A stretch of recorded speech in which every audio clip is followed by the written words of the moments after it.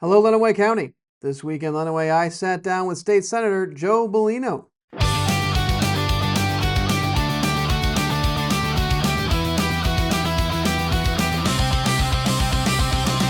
Accurate, dependable, and late breaking. This is local and state news on WLEN, Lenawee's local news station. He's represented this corner of Michigan for years, and this week Senator Joe Bellino sat down with us for a wide-ranging, no-script conversation about the issues hitting closest to home in Lenawee County. We talked water and who's responsible for fixing it. We talked wages, affordability, and whether the state owes you a living. We talked film, business, and the red tape he says is driving industry away. He didn't dodge and he didn't hold back. This is your senator on the record. Let's get into it. So just to kind of jump in for this first part, I wanted to address something that is pretty prominent here in Adrian at the moment, and that is our water situation. So the first question I have for that one is, with Lenawee County residents, our drinking water and the taste and odor issues here, specifically in Adrian, has been a problem for decades. Eagle told us at the local town hall here in June that enforcement of agricultural runoff, a likely contributor, is limited and complicated. So if, as you serve on committees that oversee state resources, what has been put into place, or what will you continue to do to make sure that Eagle uses the authority that the Michigan Supreme Court granted them? So Eagle said it was caused by runoff from farmers? Your groundwater situation, which has sucked for 40 years? As a potential, yes. They said as a potential. Okay, all right. Good. Potential. Good. As long as we get that straight. Because Yes. Eagle never told me it was caused by the farmers, No. and you said that, and you threw me a curveball. Okay. Sorry. Sorry. Phrasing on that was a little bit off, but yes. We have some aquifer problems in Lenawee County, as you know that. I'm working hard to try to get the Riga ethanol plant open back up. Okay. For a few reasons why. A, it's great for all the farmers in the county. It'll take all the corn that we can make in Lenawee County and make ethanol out of it. Ethanol is a lot cleaner burning than gasoline. It employs 60 people, and they need water. So what are they going to do about the water? They have been test drilling west of M52 as of last week and the week before, seeing that there's a big enough aquifer where they can build a line along the railroad track they own and bring the water all the way into Riga in a 10-inch line. And if they do that, they will have an opening for Riga, Palmyra, and Blissfield if they need water in a situation. When they opened the plant up 20 years ago, the water was given to them or sold to them by Blissfield. Well, Blissfield water is a lot more expensive than they can afford right now. You can't open an ethanol plant with the water they pay from Blissfield. It's extremely high. It's a small area, and it's just too expensive. So they're building their own little line, hopefully, and that will ease some of the water issues with that plant. But as they bring the water in, Riga, Palmyra, and Blissfield also could tap into it if they needed to. In studying water issues in my district, it's amazing how different it is from Hillsdale all the way to Monroe County. Yeah. I'm 68 years old now. I grew up in Detroit Beach. When I grew up in Detroit Beach, born in 1958, moved out of there in 1968, until 1965, we went to the laundromat every week and got our water. Our wells were real shallow. The water was dirty. When we turned the water on at the faucet, we washed our hands when it got clean. We never drank that water. We went to the laundromat once a week for cooking and drinking water. Okay. That's just how it was at that area. We were so close to the lake.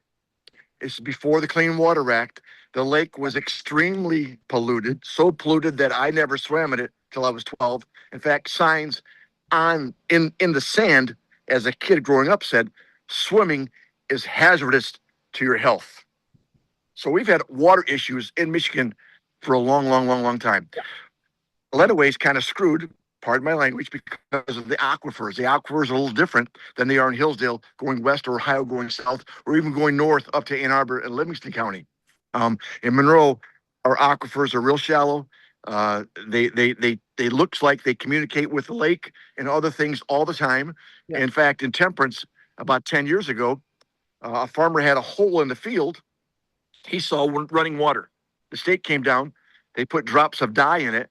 And within a half hour, people down the street, their drinking water was getting pink. because of the dye they put in it. Yeah. Our water is so connected in Lenawee and Monroe County, it's incredible, but Yeah. it's not the greatest quality. And we don't have enough people to build a $2 billion water plant like they have in Detroit. So the state is working on it. They say the farmers are part of the runoff.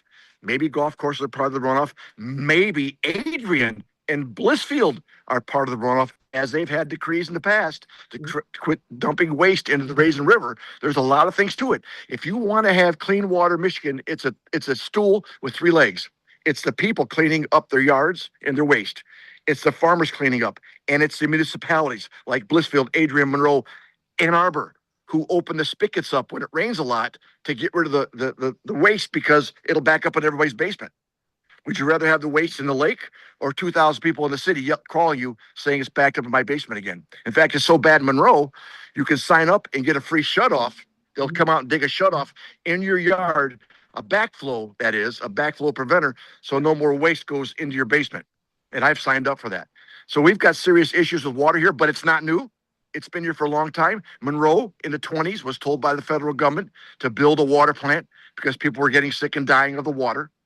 So we've been dealing with this issue for a long, long time. Long before Flint, we had water issues in Michigan. So the state's working on it. We're putting resources into it. Yeah. Even in my research that I've been doing, because I'm doing a little bit more research to dig into the problem to see how this can be fixed. What can we do? What's the issues are?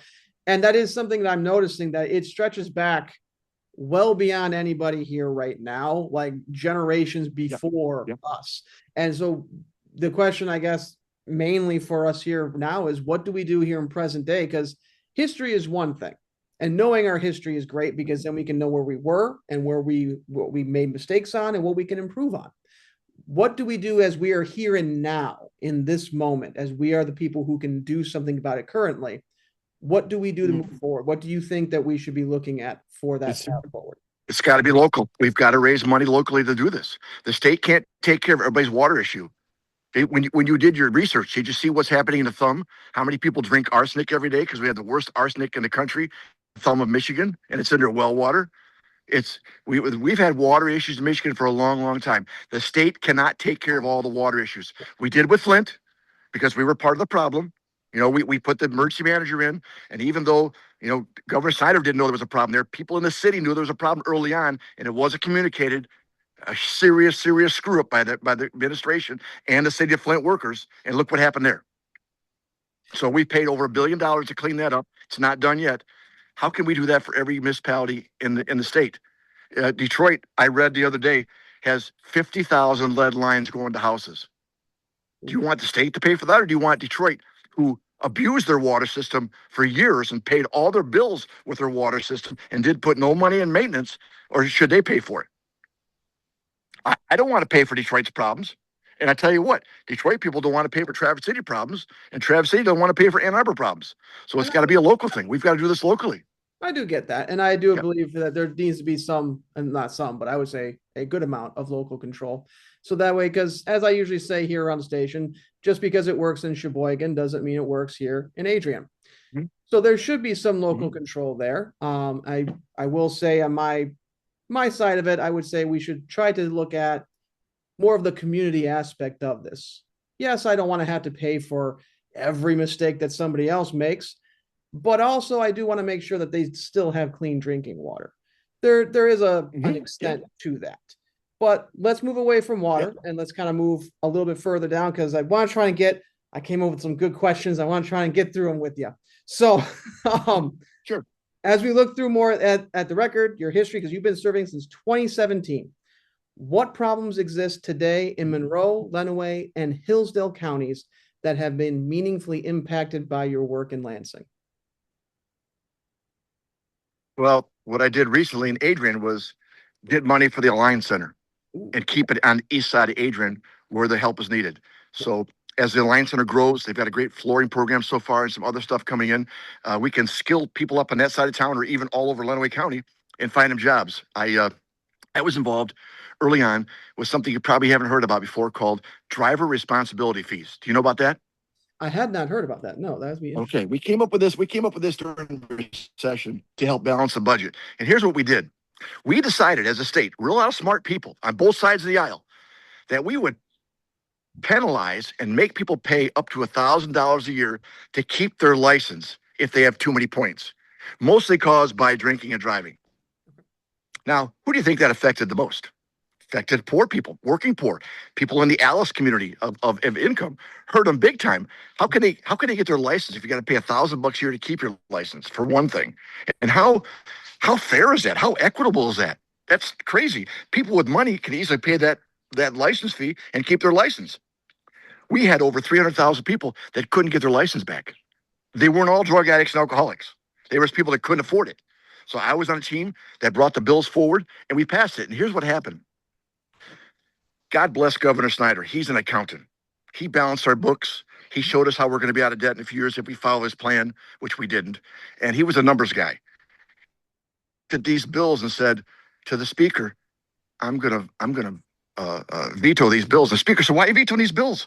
We've got 300,000 people we can put back on the payroll of people of getting jobs because now they can drive to work instead of trying to get a bus, which our busing sucks in Michigan, let's get honest. And Snyder said, it's $600 million to the balance sheet in the state. I'm going to veto the bill. Speaker said, Governor Snyder, you veto the bill. We're going to override you next week. And he didn't veto the bill. And hundreds of thousands of people don't pay that fee anymore and got their license back. And that helped people in my community. I'm an addict in recovery. It helped my community big time. So that's one of the things I'm real proud of. And the other one that it helped people in my community is one DUI. If you have one DUI in Michigan, only one DUI, you can go to the courts and get that expunged if you've been a good person. Now, it's up to the judge. Yeah. If you've been a complete idiot and you've done all the bad things, he probably won't do it. But I've had many friends with one DUI go back to the judge, get it expunged, take it off the record because it's like a scarlet letter when you're driving around to have one DUI on your record, and it's BS. So we help get rid of that. That's two of the things that I'm most proud of to help my people. And those are great things. I actually hadn't saw all of that, to be honest with you. And I knew you were a recovering addict. I knew there was a lot of work you were doing in that field, which is important because I do feel that is an area of our society that gets stigmatized a little too much. And if we are about forgiveness and about providing that second chance forward, that is an excellent way to make sure that those people in those positions can have that best path. As we move forward here, your vote on this particular issue has been mixed. I saw in 2018, there was a vote where you were a no vote, and then more recently you were a yes vote. And this was around the minimum wage increase. The recent one, I believe, was with stipulations, though, as your yes vote for that. Would you be able to clarify that? Because I am looking at legislator.michigan, so I would like to make sure I'm confirming a lot of that really quickly. Well, I voted yes on prevailing wage, which is great for union members. And prevailing wage means they get at least union wages on government jobs, not road jobs. That's already in the federal statute, but other jobs. So I voted yes on that in 2018. Yeah, it didn't matter though. Yeah, that was the union. One of the guys lied and protected his vote. He changed his vote to protect Bellino. Whatever. All the unions went nuts about it, but I know where I stood. I know when I got elected, I went to my speaker and said, look, I'm from Monroe County. We have a very, very high percentage of union workers. I cannot vote yes on this. I can't vote with Republicans on this. I'm going to vote with the Democrats. And he knew that right from 2016. He knew that when I got elected. So, we have laws in effect now to keep the wage going up the next 6 years. So we'll see what happens. So I did see that you had some, obviously some stipulations for that increase in order for you to go along with that particular vote this time around. Can you explain what specifically were your reasoning behind those stipulations? I was in a 50, when I first got elected in the House, I was in a 54-5 Democrat seat.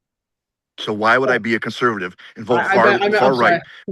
I meant now. I meant now as we get that increase over time. Was that increase over time what really made you want to say, yes, this would be a thing I can get behind at this point? Because there's gradual. Yeah, the wages are people that are job providers, people that create jobs so that we can grow the population. You understand we're not going to grow the population of Michigan unless we have jobs for people. Yes. If we do grow the population with those jobs, we're going to go broke. But that's another story. So as we grow these jobs, wages are a small part of the reason they don't come into the state. They can handle wages. Look what they're paying in New York and California. It's the other things they don't come in here for. It's all the time it takes to permit. It's sometimes they don't come here. They stay in Indiana because we have all these paid leave things we passed a couple years ago, which is more money for the business. So we'll see what happens. We passed some good laws, and we've passed some things that might be tough for people to start a business in Michigan. But unless we clear the road for permitting, and the governor's talked about this with building houses, and make less and less permitting, take away some permitting BS like Detroit and Monroe has for building housing. If we don't do that with everything else, like building roads and building other things, no one's going to come to Michigan. Here's a little secret. Ford never told anybody they were going to build a battery plant in Tennessee or Kentucky, wherever they're building all that stuff down there, because they knew it would cause problems. And they were only going to Tennessee, not because of energy. They were going to Tennessee because they knew they could build the plant within 2 years. It will take that long with our bureaucrats to get through all the permitting in Michigan. Think about that. It would take 2 years to get through the permitting. So they went to Tennessee to build it because our bureaucrats run the state. Let's get honest here. I voted for people not to sit in the office forever. It was what, 6 years in the House, 8 years in the Senate. I voted for that years and years ago, thinking it was good for America. It's not good. You give the bureaucrats and the lobbyists all the power, and that's who runs Lansing now. Ask anybody that's been there for a while. Bureaucrats and lobbyists run Lansing, because in the old days, I was in and out in 6 years, and my institutional knowledge is gone. So bring a new guy in. So we'll tell him how we do things. We'll tell him how we do things. And so we got to make a few changes here. And the governor has said she wants to do this with housing. We need to do it with other stuff too, especially with bringing in employers, people that are job providers into Michigan. We have to cut back on all the red tape. And speaking of bringing jobs into Michigan, obviously one of the biggest mistakes, or missteps, I should say, the state broadly has made was cutting out the film incentives. As we've seen, Atlanta is now thriving from that industry being there. There's several businesses that have sprung up around the entertainment industry. Restaurants have been boosted up. Small businesses have been boosted. What should or what will the state do in your mind to help make sure we're bringing in industries and not cutting them off before they can fully grow? Yeah, the film industry was growing, and all of a sudden we pulled the plug out in 16. Or 15, whatever year it was, and then it died up, and they went somewhere else. But you have to look at the film industry. They go to where the cheapest production spot is, whether it's Vancouver, Atlanta. They move around. We had them for a while. We lost them. It's very fickle. There's no political will right now to bring that back anywhere near like it was before, with either side of the aisle, because it's look at. We jumped into the EV clean energy thing big time. Gave G&M and Ford over $1 billion to do the work. And what did we get out of it? Not one job. $1 billion. That's the kind of thing we got to stop here in Michigan. Why are we giving these big people all this money when it's small business that's growing the state? It's not Ford and GM. Look at all the auto plants built in the last 35 years. Where are they built at? They're not built in Michigan or Ohio. They're built down south. You got to ask yourself, why are they doing that? Besides the weather, why are they doing that? So they make good money. It's not the union job up here. Sean Fain would not like that, but I don't give a shit about Sean Fain. Tell you the truth, I don't work for him. He doesn't work for me. But they make good livings down there. You go down to Ohio, where they started the Ohio plant, the Honda plant 45 years ago.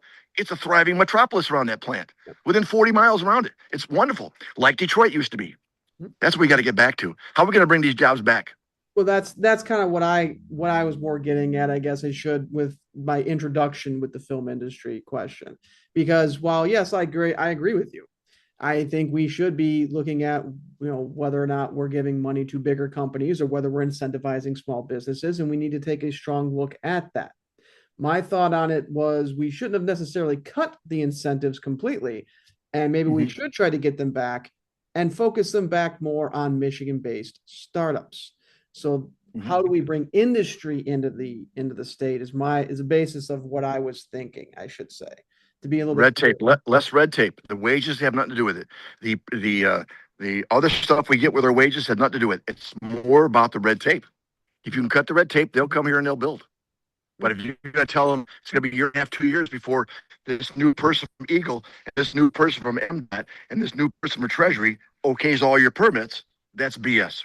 And that's what's happening now. That's what's happening. And the governor has not stepped up. Well, first of all, let's get honest here.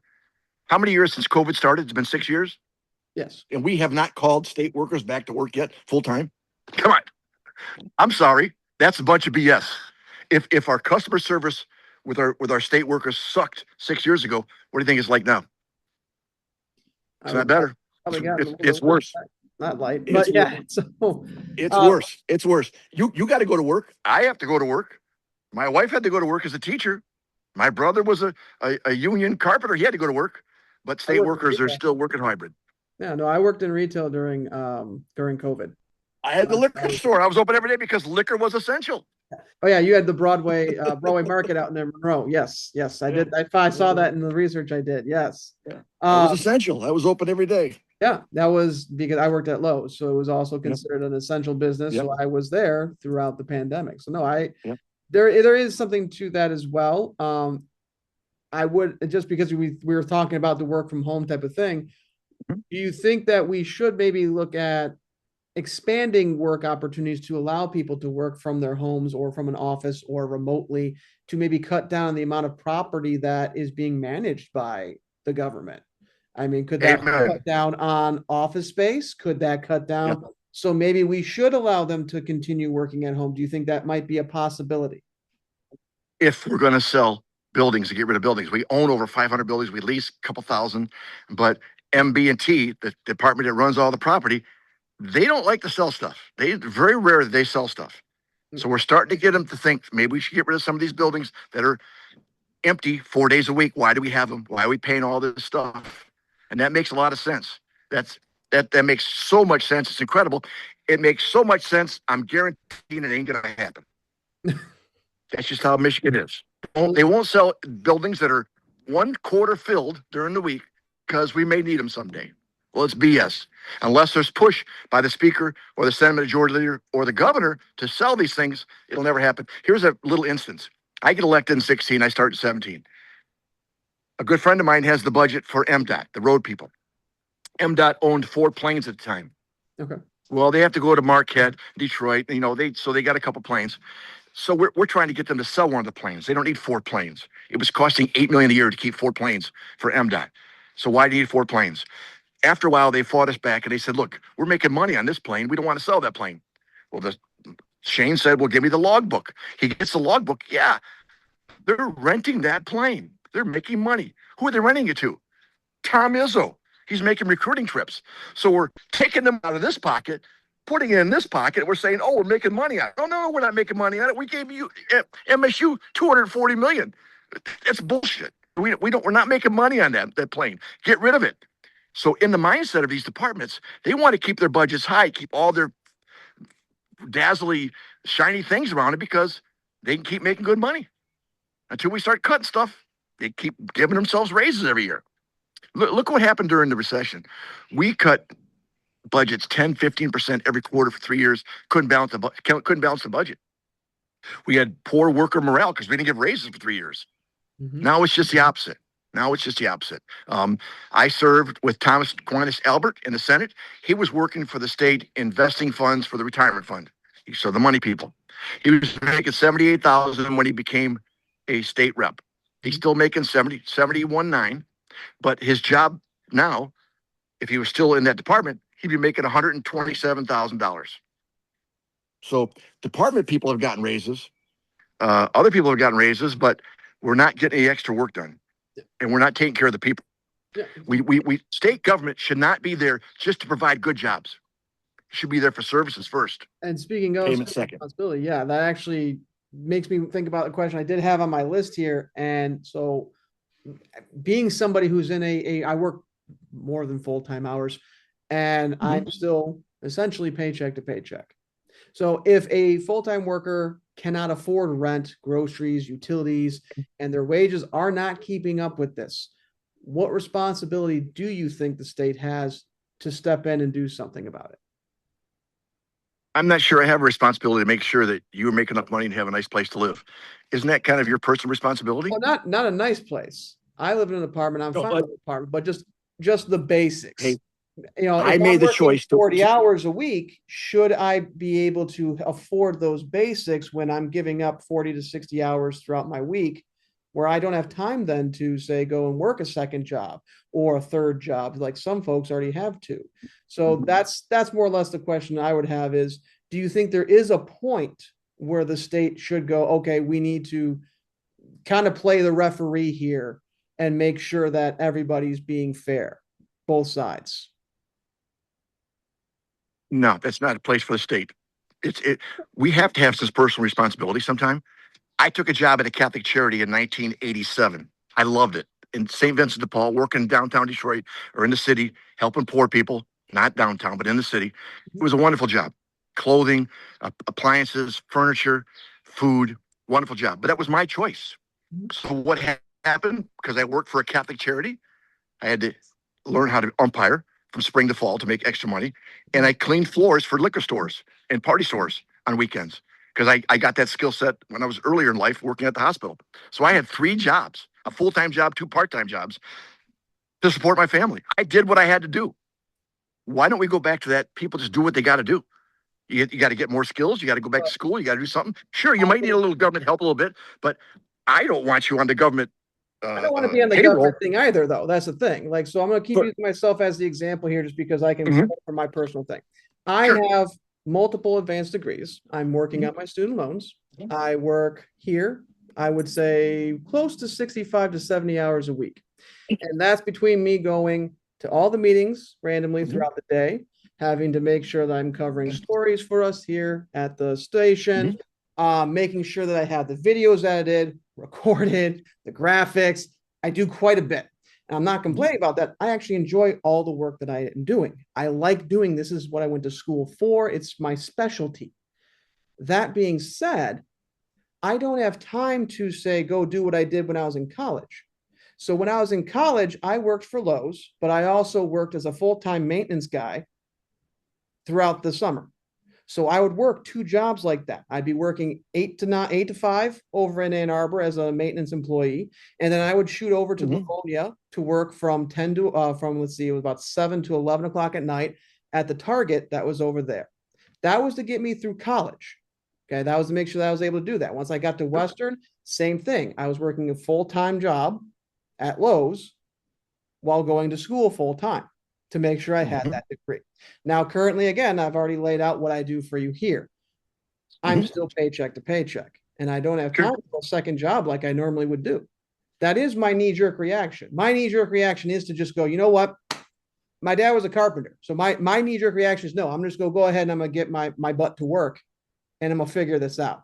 But when I don't have the time to do that, that's where we have to ask, what do we do beyond the work? Because a lot of us do work, as I've just laid out to you. I'm not a lazy individual. So as you can see, Thank you. where do we go from here? I'm not sure. I'm not sure where the government should be to make sure people have the right job, making the right money, living at the right place, driving the right thing. I call that personal responsibility. What do you want in life? What are you going to get in life? What are you saving for? My question to you would be, if you got student loans, and here's something nobody wants to talk about because parents can't say no to kids. Why'd you go to Western and not community college? Oh, I did go to both. I went to community and to Western. Okay, all right, I good. I went to community college. Yeah, I went to school. I went to community college, came out 2 years with no debt at all, and that was wonderful. That's a lot of my friends did. Yeah, schoolcraft is not my but today, schoolcraft college is not my issue for that. Today we talk about student loans and people all fired up because they want the government to pay off the student loans. Well, wait a minute. Who made the decision to get the loan? Who signed the loan? Yeah, I'm fine. Why didn't your parents? No, please let me. Oh, I got so many parents. Good. So many parents can't say no to their kids, so they send them to West, Eastern, Michigan State, whatever it is, and they make them take out loans. That's not fair. That's not fair at all. Whether it's privatized loans or government loans. I don't know what the answer is. We thought the answer was during Obama's day to take the Pell Grant and give them more money. Yeah. Great idea. But when they did that, they told the colleges, now you have to keep an eye on the kid. You got to make sure he jumps through all the hoops and does everything the Pell Grant says you got to do. If not, you, Monroe Community College, you got to pay us back. I love the fact that they made them bigger, but then they screwed the colleges. Monroe Community College got stuck for 200 grand. Lansing Community College, $1 million grand of Pell runners. I mean, $1 million of Pell runners. How fair was that for Mr. Obama to do that? Here we are, the federal government who's got all your numbers, knows how to find you and get money from you, but now you put the onus on the colleges. That was BS. Complete. Now this president is going to make Pell Grants that big like that, but also for trades. We'll see how that works out. I'm not sure how it's going to work out. I hope it does. They can go to trade school on a Pell Grant. Hope it works out fine. I hope there's not many Pell runners when it comes to pipe fitting and electrical and things like that. But we've learned. And what happened with those Pell runners after a year and a half? If you went to school at Monroe and you went somewhere else, they want to see your scripts. And if you don't, and Monroe won't give all your paperwork out if you owe them any money through a Pell Grant. And other colleges are doing the same thing. So now the kid's screwed. He can't get his paperwork for all the classes he took or didn't take. Every time we do something great for the community and taxpayers are paying for it, it seems like there's something on the other end that falls apart. So I, as a Republican, don't think it's my job to make sure that you and I and my neighbor have great jobs, great cars, and great houses. We got to figure that out ourselves. Seriously. We spend billions of dollars helping the poor. And this another thing that drives me nuts. I've got nieces and nephews that are making $300-400 grand a year as a couple, a lot younger than me. And they're mad because I don't want to give free lunch to everybody at school. I want to give free lunch to those that are poor. I'm all for that. But to give free lunch to rich people, upper middle class people, that's a $360 million in the budget. The governor wants free lunch forever now. No, I draw a line of that with the money we're going to give to MSU and U of M. Now you got $1 billion. Yeah. Now you're talking money. Now we could do something with water with $1 billion. We can help people out, but we can't if we're doing all this other crap for other people. We got to have priorities right. There has to be a balance between everything. And that's why I more or less am asking, where do you think we go on different things? Where do you think we should be at? And especially when we're looking at, because I have the same line. By the way, my pop-up is popping up again. We only have about 7 minutes before Zoom kicks us off. That's what was popping up earlier. Because my sister had a boyfriend when we first were getting out of high school, and he was not poor. He was from a wealthy family in the wealthier end of Livonia. And he was on food stamps going to college. Unnecessary. Unnecessary. What a thief. I call that a thief. That's a thief. Yep. I would agree. Because, and I called it that when I was younger. My personal opinion on that was that. Because here I was, as I told you, working 2 jobs, and I didn't qualify. But I needed help.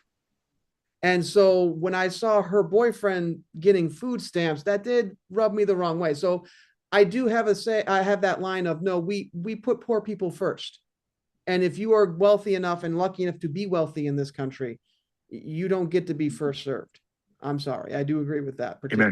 Amen. That being said, I do like to give one last piece to everybody that I interview. Is there anything that from our conversation that we've had today that maybe I wasn't able to get to on the questions, or maybe you wanted to get to, that you would like the listeners for WLEN to know? No, just that I'm working on a thing for the ethanol plant, and working on a couple of smaller things in Lenawee and Hillsdale and Monroe. My main focus right now is get some more money for infrastructure to help Erie Mason schools in Monroe County to put a sewer in their schools. Here we have a school system built in the early 60s, late 50s on a seepage bed near the lake, near a creek, and we know what's happening with all that waste, and we know where it's going. So I've asked for money to bring the sewer to that school. That's my main ask this year. Yeah. A couple years ago, my main ask was for Hillsdale Hospital. We've lost so many rural hospitals, it's incredible. And I know that everybody wants to go to U of M, but we don't have a U of M hospital in every corner. And every hospital can't be U of M, and for a couple different reasons. The state does not give every hospital money like we give U of M every year. And B, U of M gets so much more money from the insurance companies than the rural hospitals, because they can negotiate. They have clout. They have 15,000 extra people they can take care of. unlike Hillsdale or Coldwater or Sturgis. And some of those hospitals are gone now. So my main focus has been on infrastructure and helping what we have in the communities, making them better. We'll see what happens. I've been in a minority now for 4 years, but the governor's liked some of the things I've wanted to do, so she's made sure I've gotten the money, which is cool. That's a bipartisan thing. The whole thing about a line on the east side, the Democrats had control of everything, but I got $10 million to help the east side of Adrian. Before that, I got $8 million to help the ALCC on the east side of Monroe, which is a hangout place for a lot of cool people. So that's been my focus, not on trying to make money for billionaires, just trying to bring stuff back to the people that I represent. All right. Well, thank you very much, Mr. Bellino. I do appreciate this. Thank you. And I Thank really hope that we are able to speak again soon. And that'll wrap it up for us this week in Lenawee. I'm Brian Vish for WLEN, Lenawee's award-winning local news station.